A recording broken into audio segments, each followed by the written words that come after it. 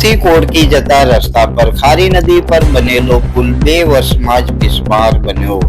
તંત્ર ઘસઘસાટ ઊંઘમાં, મોટી હોનારતની દહેશત.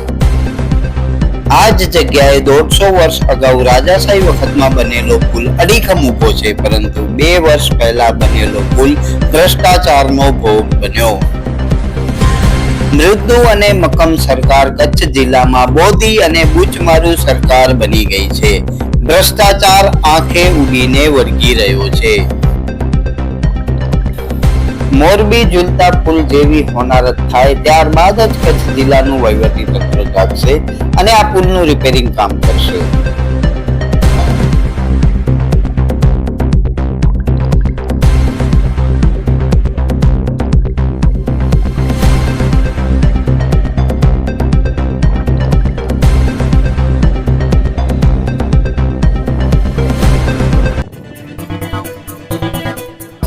આવાજ જનતા કી માંથી હું દતેશ ભાવસાર.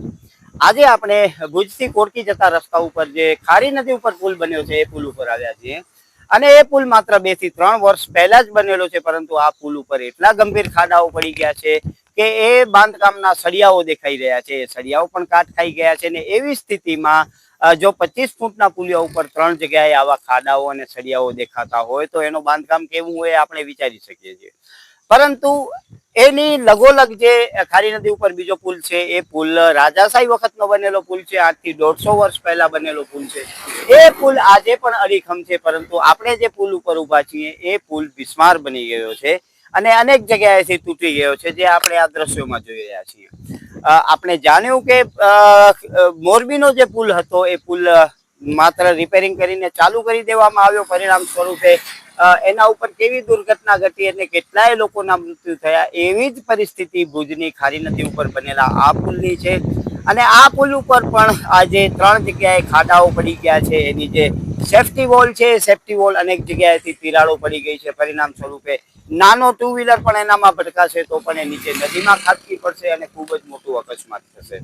પરંતુ વિચિત્રતા એ છે કે આવી નબળી સ્થિતિ હોવા છતાં પણ કચ્છનો જે વહીવટી તંત્ર છે, માર્ગ અને મકાન વિભાગ છે, એ આ બાબતે કોઈ જ ગંભીરતા દાખવતું નથી. છેલ્લા કેટલાય દિવસથી આ પુલ આવી સ્થિતિમાં છે. એની અનેક ફરિયાદો હોવા છતાં પણ માર્ગ અને મકાન વિભાગ જે નરેન્દ્ર મોદીનો કાર્યક્રમ હતો એ કાર્યક્રમ કરવામાં વ્યસ્ત હતો, પરંતુ આ જગ્યાએ જ્યાં લોકોના જીવ જોખમમાં મુકાયા છે એ જગ્યાની ક્યાંય પણ દરકાર લેવામાં આવી નથી અને આ જગ્યાએ ખૂબ જ મોટા અકસ્માત થાય તો પણ નવાઈ નહીં.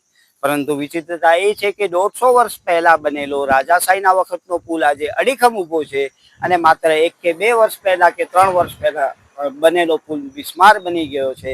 એટલે આ જે વાતાવરણ છે, આ પુલના ફોટોગ્રાફ્સ અને આ પુલના દ્રશ્યો જોતા એવું લાગે છે કે આ પુલ ઉપર જે કામ થયો છે એનામાં ખૂબ જ મોટા ભ્રષ્ટાચારની ચાડી ખાઈ રહ્યો છે. આ એક પુલની વાત છે, પરંતુ આવા અનેક પુલો છે. આપણે ભુજથી ખાવડા પરના રસ્તાની પણ અતીતમાં સ્ટોરી નાખેલી હતી કે આખો પુલિયો જે નેશનલ હાઈવે ઓથોરિટીના કોન્ટ્રાક્ટરોએ બનાવ્યા હતા, આખો પુલમાં મોટા મોટા બખાઓ પડી ગયા હતા. પરિણામ સ્વરૂપે એક પુલને ફરીથી તોડીને બનાવવામાં આવ્યો હતો. એવા 3 પુલિયા હતા અને એ જગ્યા ઉપર હવે ટોલ વસૂલવામાં આવે છે. આ પુલની હાલત પણ એવી જ થશે કે જ્યારે આ નાના નાના ખાડાઓ દેખાય છે, મોટા બખા થઈને ફાંકાઓ થઈ જશે, ત્યારબાદ માર્ગ અને મકાન વિભાગ જાગશે અથવા તો કોઈ મોટો અકસ્માત થશે, ત્યારબાદ માર્ગ અને મકાન વિભાગ જાગશે. વિચિત્રતા એ છે કે આ પુલનો ઉપયોગ લોકોએ કરવાનું ટાળ્યું છે અને જે જૂનો પુલ બનેલો છે, રાજાશાહી વખતનો પુલ બનેલો છે, એનો ઉપયોગ કરી રહ્યા છે. લોકોને તો મૂકો, પરંતુ કચ્છના અને આ વિસ્તારના જાનવરો પણ એટલા હોશિયાર થઈ ગયા છે કે સરકારે બનાવેલા પુલનો ઉપયોગ ન કરતા રાજાશાહી વખતનો જે પુલ બનેલો છે તેનો ઉપયોગ કરે છે. તો હવે વિચારી લેજો કે કચ્છ જિલ્લાના નાગરિકો અને જાનવરો સહિતનાઓને સરકારના બનાવેલા કામો ઉપર વિશ્વાસ નથી અને તેઓ અતીતમાં બનેલા વર્ષો જૂના પુલનો ઉપયોગ કરીને પોતાને સુરક્ષિત માને છે, પરંતુ હાલનો બનેલો સરકારનો પુલ એના ઉપર ચાલવા માટે તૈયાર નથી. તે કેટલી કરુણતા છે તે આપણે વિચારી શકીએ. નમસ્કાર, આવાજ જનતા કી માંથી હું દતેશ ભાવસાર. તમને અમારી સ્ટોરી સારી લાગે તો લાઈક કરજો, સારી ન લાગે તો અમને સૂચન આપજો, પરંતુ સબસ્ક્રાઇબ કરજો જરૂર.